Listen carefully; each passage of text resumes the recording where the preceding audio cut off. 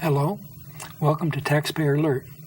I'm Segalla. I'll be your moderator this session, and we always have interesting guests, and this is no exception.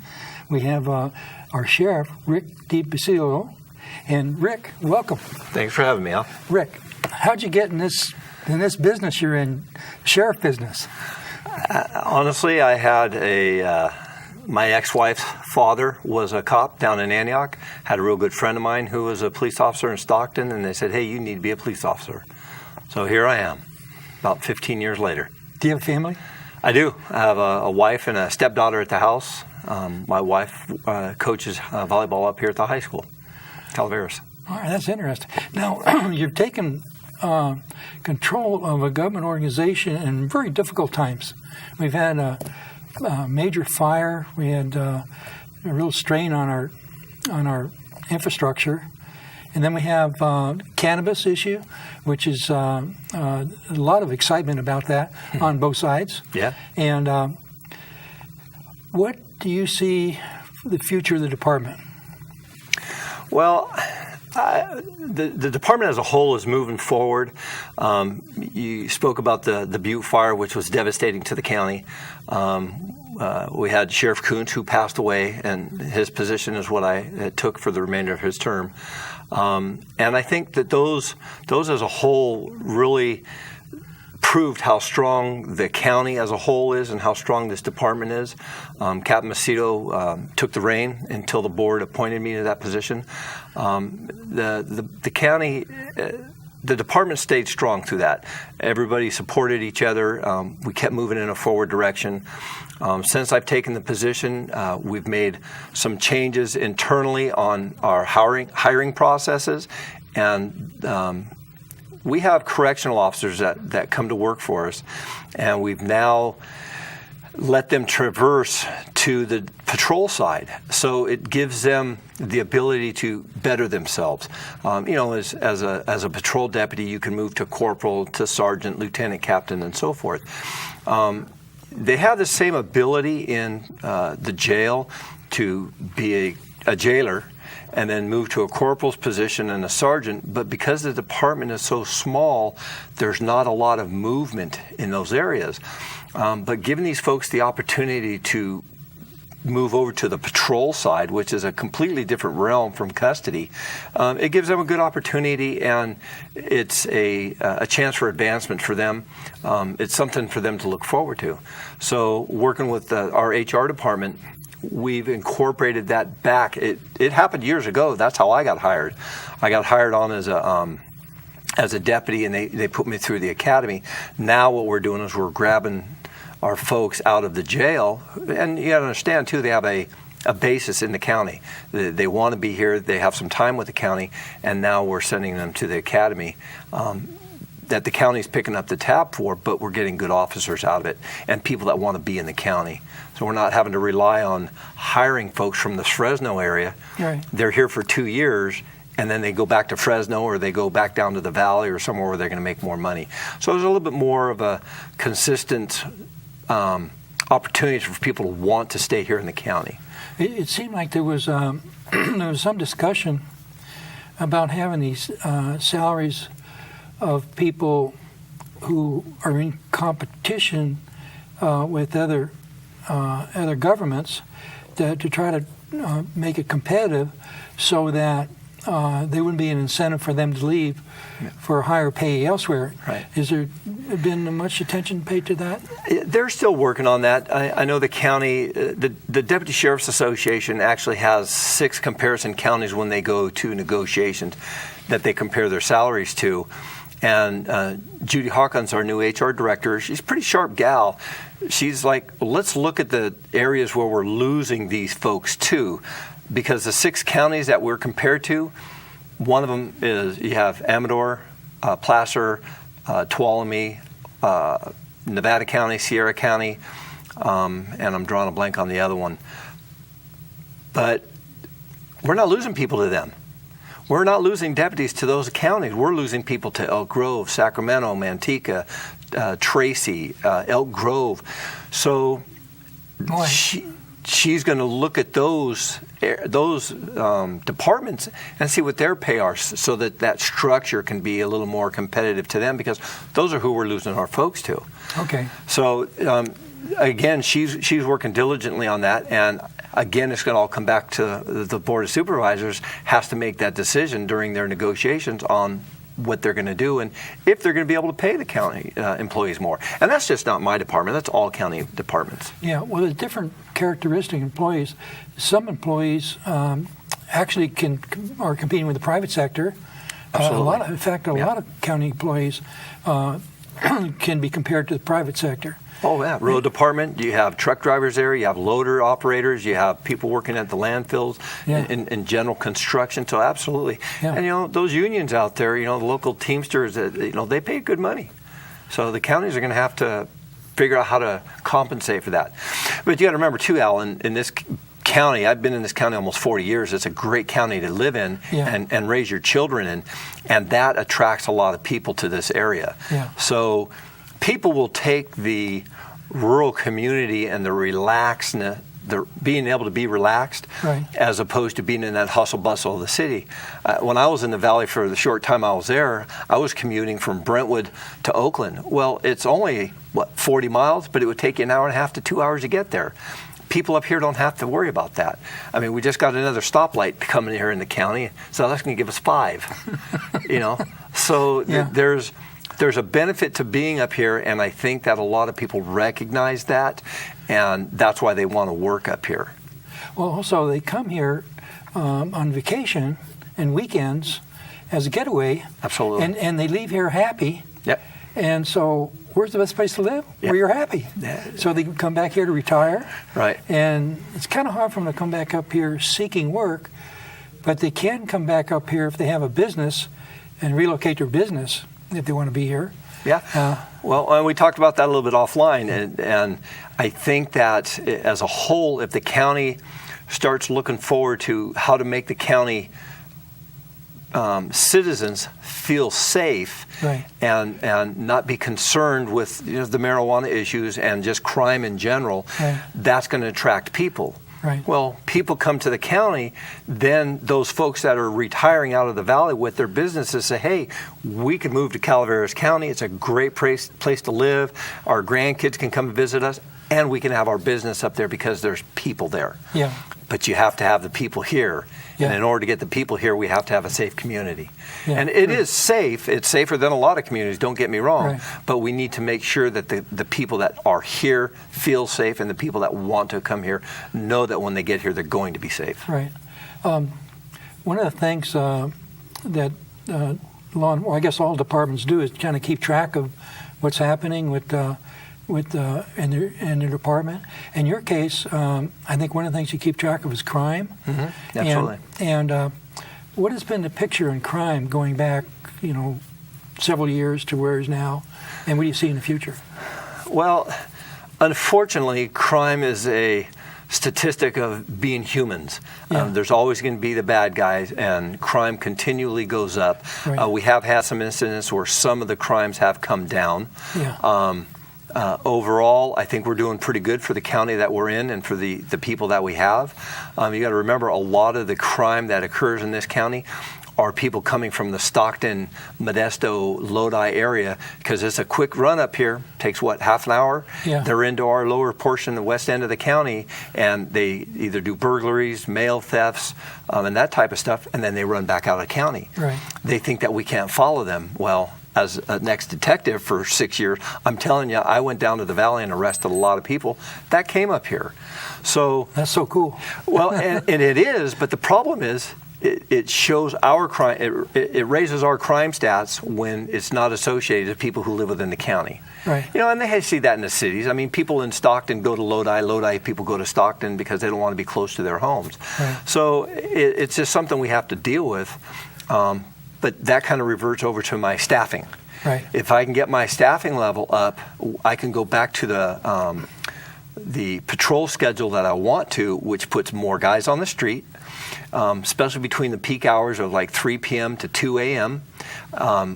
It makes our response times go down. The presence, as you well know, if you see a cop sitting on the side of the road, you're a little more cautious how you're driving. Yeah, I am. Okay, well, it's the same thing. I mean it. That's right, but if you see a cop driving around through the neighborhoods, it might make you a little hesitant to try and rip off a house. Yeah. Because you don't know if that cop's coming back around that corner. So if we get our staffing levels up, that's going to help all the way around. It'll drive crime rates down, my opinion, yeah. And I know it'll make our response times go down considerably. How many beats do you see? Well, the county is split up into quarters the way we have it. So there's 4 beats. Okay. But if you can put 2 guys in each beat as opposed to the 1 and sometimes not even a full 1, you have like 3/4 of a person because we're running short-staffed. You're doubling their staff is what we would do. So each shift needs to have a sergeant? Yeah, each shift needs to have a sergeant for supervision. Right. And then you typically have 1 deputy in each beat to handle their calls. Okay. But my program that we're going to try and implement here soon is to have 1 deputy in each beat, but between the hours of like 2 or 3 in the afternoon to 2 or 3 in the morning, because we work 12-hour shifts, that would put 8 guys in the county, so that would put 2 guys in each beat. So, and you got to understand, our beats go from West Point beat covers West Point down to McCollum Hill and over to all the way over to Sheep Ranch. That's a large area. Yeah, it is. Arnold, the Highway 4 corridor from the county line up at Tamarack. It can take a half hour to cover that. Absolutely. So you put 2 guys in that area, and now you've doubled your coverage. Now, that's 2 different cars. 2 different cars, yeah. Not doubled up in a car, but 2 different cars, absolutely. Okay. And the safety for my officers is now, if I have a husband who's shooting up the town because him and his wife got into a fight, now I have 2 officers going up there as opposed to 1. Right. So it makes it safer for my officers and, again, for the community as a whole. Right. Plus, you also have backup from the other beats if you need it. Absolutely. Well, and you got to remember, okay, suppose you're in Arnold and I'm your beat partner and I'm in Copperopolis. Yeah. If you get into trouble, that's a long way for me to get there. Right. Even running Code 3, people don't always hear the sirens. They don't look in the mirrors. They don't see the lights. So I have to be cautious to get to you safely, but yet not run somebody off the road or cause an accident while I'm trying to get there. Now, is it normal to have the officers working 12 hours a day? It looks like that's kind of like overtime. No, the way the schedule works, because they work 4 days on and 4 days off. Okay, I see. Yeah, not 12 hours straight through, every single day. Yeah. A lot of departments are running the 12 schedule. I know Modesto uses it. There's a couple of departments that use 11 schedule, and that's what I'm looking at going is to 11 schedule. There are departments out there that use a 9. They use a 4-10 plan. Not too many of them use the 8 plan anymore. It's just not 8-hour day. Well, it's not productive. Yeah. Because by the time you get in and you get into your car and you start handling calls for service, by the time you get done, you have reports to write. Now you're on overtime. Right. So it ends up costing the department, whether it be county or city, it ends up costing them more money because of the overtime. Well, the 12 hours and the overlap, that gives me, say, I'm getting off duty in an hour, I can go into the office and sit down and start writing my report, so I'm not doing it overtime because you've already come in. Okay. And you're working where I was. Right. So it's that you need that overlap, and that's what we've been lacking. Is it possible to write reports on a computer like in a vehicle rather than go in right by hand? We do. We have our computers in our vehicles, and most of the guys do sit out in their cars and write the computers, but what happens if your computer breaks? It's electronics. Computers break. They have their glitches. So you need to back up. Well, we have desktops in the office. So Okay. if their computer in their car doesn't work, they can go in the office and write. Okay. But typically they're out in the streets writing their reports. But you still have to get back to the office. You have to transfer it. You got to make sure it gets approved. So it's not just writing a report, like we write our notes and then say you're done. Right. It has to be approved by a sergeant. There's a process so that it can get to the district attorney's office in time, because once you arrest somebody, you only have a certain amount of time before you have their due process. Yeah. So we can't just, I'll get to it in a couple of days. It doesn't work that way. And that's interesting. We have we like to do support the Constitution as best we can. Yep. And we sponsor Constitution contests for kids, where they write papers, and then the winners get a special award. And one year we had Congressman McClintock present the award for the Constitution contest winner. There you go. That was really cool. I got a good one for you. Maybe what you should do is do that contest, and that person can come and play sheriff for the day with me. Oh, that'd be wonderful. Yeah. I got to make a note of that. I think that would be fun. Yeah. Sheriff for the day, and they can ride around with me and see what I do and see how we interact with the public and see what goes on within the sheriff's department and the jail. I'll compete. Well, that's okay. I was formerly I was a Chamber of Commerce director and involved with the program they had for leadership, and so every week we had a different entity we go learn about, and so one time we went for a ride in with the sheriffs. Right. And that was really fascinating for me. That was through the chamber? Yeah. I did that 2015. I was in the chamber's leadership program. Oh. So yeah. Was it 15? I don't remember seeing you in the same class. It might have been the year after you or before you. But yeah, with Stacy Johnston? No, it was Wright. Phyllis Wright was the director. Okay. This was through Stacy Johnston to the Calaveras Chamber of Commerce. Yes, Calaveras Chamber of Commerce. And the program was started when I was a director. Oh, really? Yeah. Okay. So Captain Macedo went through that too. Yeah. Cool. Yeah. I thought it was very, very interesting. Yeah, it is. It's a great program. I think we've had probably 4 of our officers, including, like I said, Captain Macedo has gone through that program. The projects that you end up doing are phenomenal. Yeah. I know Captain Macedo's class really worked on the jail. Yeah. And that's where that jail came from. Was one of their projects. I remember that. Yeah. I was with the class that started the. It's right here at the old Hubbard building there on Main Street. The Business Resource Center. Yes. I was involved in getting that together. That's fairly recent. Yeah, 2 years ago. Yeah. It was 2000. Well, it was 2015, so it's been almost 3 years now. But yeah, it's a super program, and it's good for all community members to take a look at it, because it does. It really gives you insight to what's going on in the county. Like I said, I've been in the county for almost 40 years, and I went to areas that's like, didn't know that was in the county.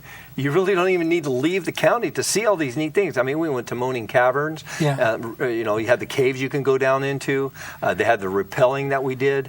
We went down to the fish hatchery down at Comanche.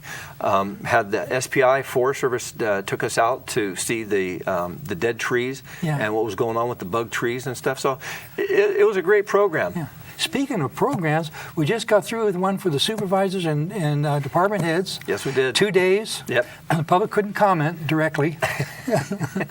I attended that, but I found a way to comment by talking individually to the supervisors. There you go. So I could share ideas. Well, anyway, I thought it was really good. It was. The first day was just the supervisors, Right. and public was there, obviously. It's all 7 of us. Yeah. And then the second day, I think there was 7 of you again. Yeah, right.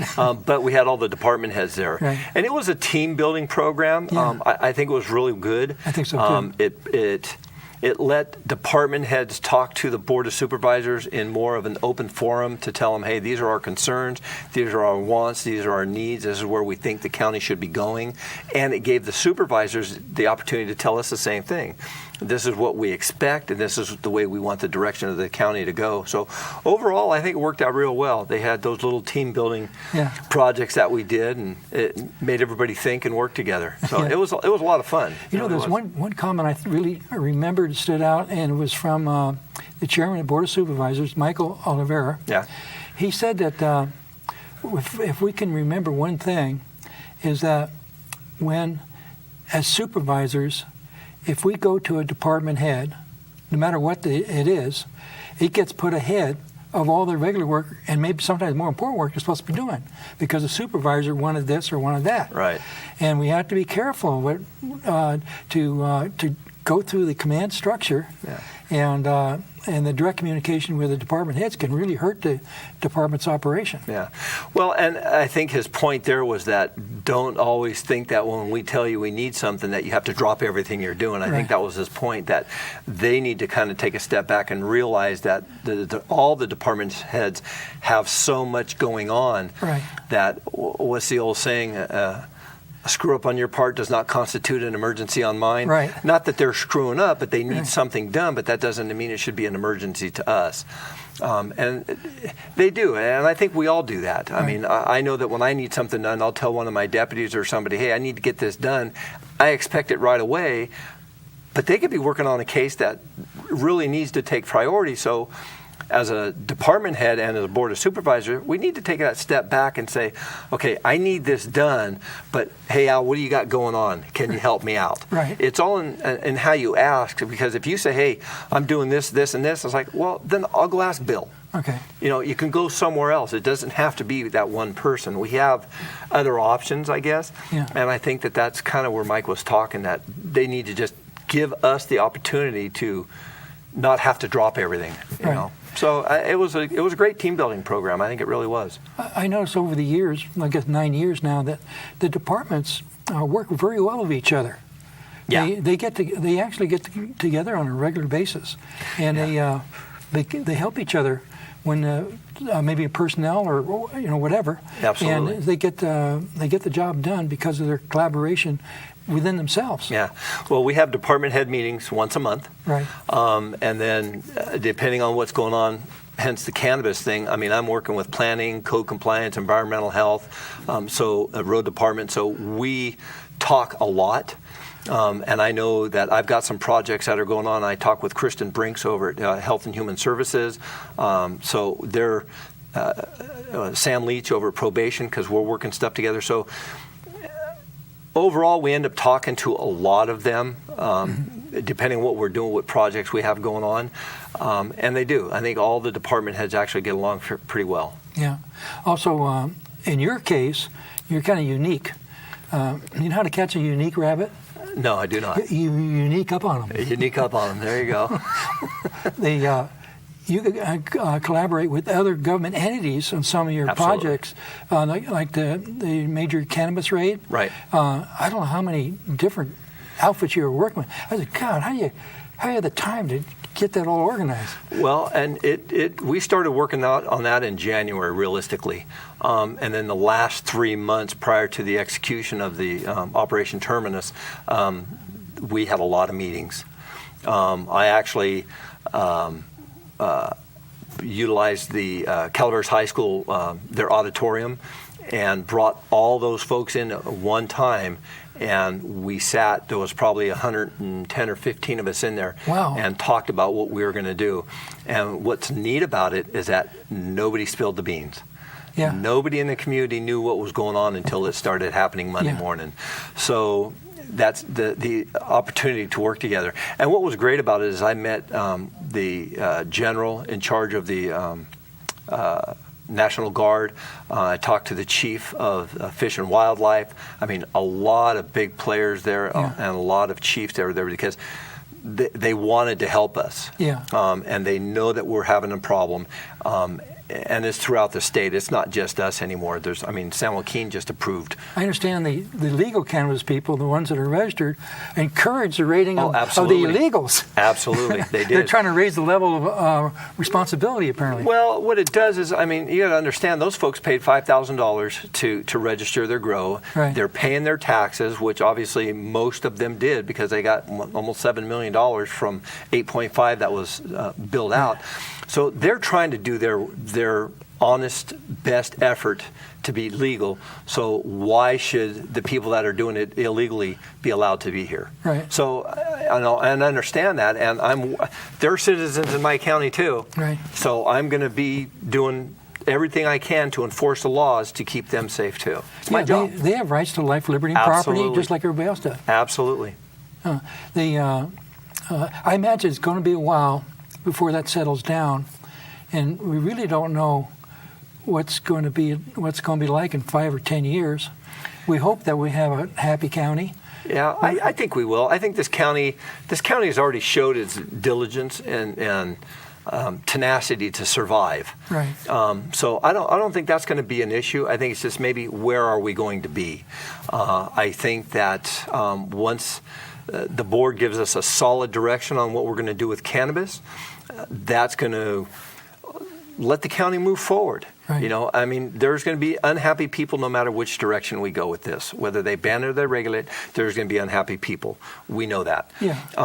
But at least we'll have a direction, and we can start moving to either clean them all up and get them all out because they banned it, or to help the regulated people more and get the illegal people out of the county. They're the ones causing the damage. Right. I'm not seeing, and in talking to my guys, the registered growers are not the ones that are leaving the pesticides and starting the fires and causing these problems. It's the people that are doing it illegally because they don't care about our rules. Yeah, they're running out. Well, yeah, and if they run out, they usually come back.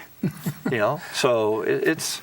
But I think we can get a handle on it one way or the other. Yeah. We need to have the direction on which way to go. And if I think you remember, there was a little bit of that conversation yesterday too. Yeah, there was. Not very much. Not much, but it was still brought up that we need a direction. Right. Now, in staffing, you need a certain amount of staff if you're in a cannabis program. But if the cannabis issue is not prevalent anymore, what happens to the people that have been hired for the cannabis? Well, realistically, just because they ban cannabis doesn't mean it's going to go away. Those people are still going to be here. Right. The legal growers, they're probably going to pick up their bags and they're going to go, okay, we can go to San Joaquin County now, or maybe Tuolumne County or wherever to grow legally. So they're going to leave. Right. But the illegal growers are still going to be here. So cannabis is still going to be an issue in this county no matter what happens. Right. I truly believe in my heart that the Board of Supervisors that we have on the board right now is going to keep the marijuana program intact, or my people intact, so that we can continue to keep the county safe. Okay. I just don't see them telling us, hey, we can't fund you anymore. I think that they're going to find the funding somewhere. Yeah. I really do. I think there was $500,000 in $250,000 contracts for private people to. Yeah, but those were just to not exceed. I don't know.